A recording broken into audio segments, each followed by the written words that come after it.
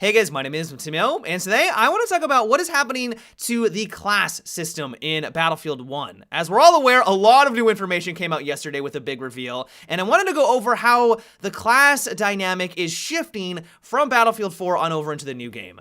And so to start us off, there are still going to be 4 kits to choose from. There's going to be Assault, which is apparently going to be using SMGs. Medic is going to have access to semi-automatic weapons. There's going to be Support using LMGs, and then Scout is your sniper class.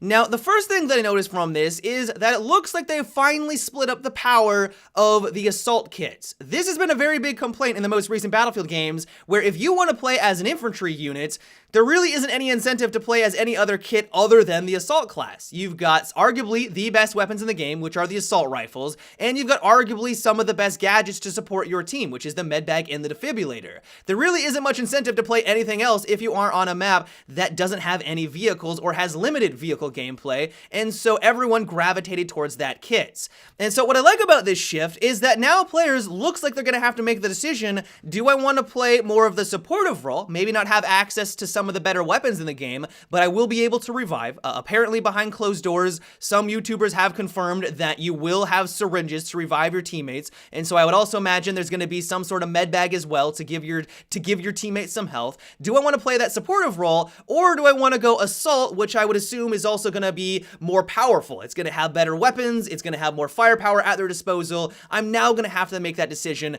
and I really like that dynamic. Another thing I noticed is that there doesn't appear to be an engineer class. Now, of course, this does not mean that there isn't going to be any way of dispatching of vehicles. And we actually get a couple examples of these anti-vehicle weapons in action during the trailer. The first one that we have to look at is the Mauser 1918T Gewehr, which was an anti-tank rifle. This was actually one of the very few anti-tank weapons that was deployed during World War I. We did not have RPGs back in the day, unless I'm mistaken. I'm sure someone will correct me, but I believe that RPGs weren't invented or something similar to that, and so if you wanted to take out a vehicle, you had to be creative. This was the first war where tanks were used. It was a relatively new technology, and so of course the technology of taking care of vehicles was also very primitive and new as well, and they had to get creative.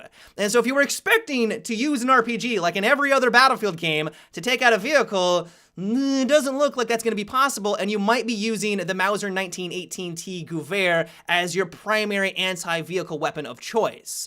Speaking of creativity, soldiers would create anti-vehicle grenades. They were issued stick grenades, which were a grenade, and what they would do is that they would wrap them in bundles, so like 3, 4, or up to 6 apparently, and then they would throw that at a tank to just simply do more damage. It would just have more explosive power. We get a nice example of this on the back of the soldier who's about to get his face kicked in. And then finally, we might have access to armor-piercing rounds. Now, I do want to mention that this is speculation and DICE hasn't confirmed it, but what they have mentioned is that they are adding in further customization or making it more unique compared to past Battlefield games because they have to make it more unique. There wasn't really a lot of different ways to customize your weapon back in the day, and this might be one way that you'll be able to do it. And so armor-piercing rounds, or K-bullets, were used by snipers or marksmen. Apparently, these K-bullets were incredibly expensive, and they didn't want to give it to the normal infantry who were going to be wasteful, and they gave it to marksmen to hopefully deal with vehicles. So maybe this is going to be a new unique customization for the recon class. As I mentioned, this is speculation, I have no idea, but considering the amounts of anti-vehicle weaponry back in the day, this could be a very distinct possibility. The real question comes into play though, who's gonna have access to all of these goodies? One theory is that maybe the assault class has kind of absorbed the engineer and it's now going to be the kit that's all about firepower. So they're gonna have amazing weapons and they're also gonna have the anti-vehicle weapons as well. That's one possibility. Another theory is that maybe all of these different customization options are gonna be spread amongst all of the different kits. Apparently TNT has been confirmed, and so maybe supports and the recon class will have access to that much like we have in Battlefield 4. Maybe the recon class will have access to the K-bullets, or the T Gewehr anti-tank rifle will be exclusive to the assault class, for example. It's kind of hard to say. The final theory, and something that I was not expecting, is that it's been confirmed that if you drive around in a tank or you fly around in a biplane, there is going to be a class designated to that role. There is going to be a pilot class. There is going to be a tank driver class. And I think if you want to be in those vehicles, you are going to be designated to that role specifically. Now, what this might mean is that as soon as you jump into a vehicle, you assume the role of the engineer, and this is just a clever way of rewording the engineer class and calling it a tank driver. So as soon as you jump on in, you have the repair torch, you got all of the anti-vehicle weapons. That might be one way of doing it. What I'm kind of thinking, though, is that it's going to be a neutered version of all the other classes. So you jump into a tank, and you're going to be incentivized to stick into that tank. You may get a primary weapon, but maybe all you'll have access to is a pistol and your repair torch, and so you really are going to be designated to that specific role when you are on the battlefield.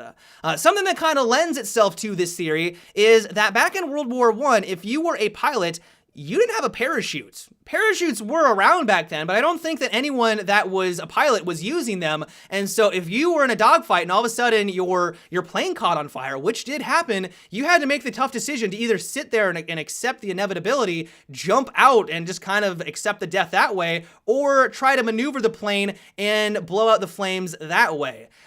It was brutal. World War I was brutal. Like, there's no way of getting around it. And so one of the things that DICE might be going for here is that if you jump into a vehicle, you are that vehicle and you can't get out of it. A lot of people probably would be excited by this news. One of the largest complaints that I hear with jet combat in Battlefield 4, Battlefield 3, is that as soon as the vehicle gets to low health, they just jump on out, and so the person who won the dogfight doesn't get that satisfaction of getting the kill. And so if DICE is trying to walk that line of realism, it may simply not be possible to jump out of a biplane or of a tank. Like, once again, this is pure speculation at this point, but if they are trying to stay true to the realism, and if memory serves, and I've done at least a moderate amount of research, pilots didn't have parachutes, and so if you got shot out of the sky, you basically died, and that might be a feature in the next Battlefield game.